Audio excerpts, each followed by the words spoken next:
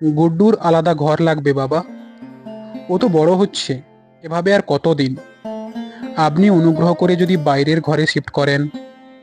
সোমার কথা শুনে অবাক হয়ে তাকালেন বিভাস। বয়স তো বাড়ছে, ৭৮-এ পা দিয়েছেন কিছুদিন হলো।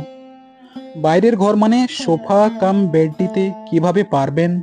অথচ গুড্ডুর প্রয়োজনটাও ফেলে দেওয়ার নয়।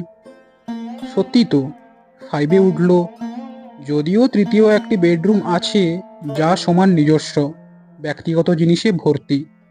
রাত 2টো অবধি সেখানে কি সব খুটখাট করে সে ল্যাপটপে। সেখানে কি ব্যবস্থা করা যেত না? কিছুই বললেন না বিভাস। যদিও ফ্ল্যাটের মালিক তিনি, মোটা টাকা পেনশন পান, সংসারের সিংহভাগ খরচ তিনিই করেন, বিভাসের নামে সমস্ত ব্যাংক ব্যালেন্সও। তাই কারো কাছে হাত পাতার প্রয়োজন নেই তার। তবুও কিছু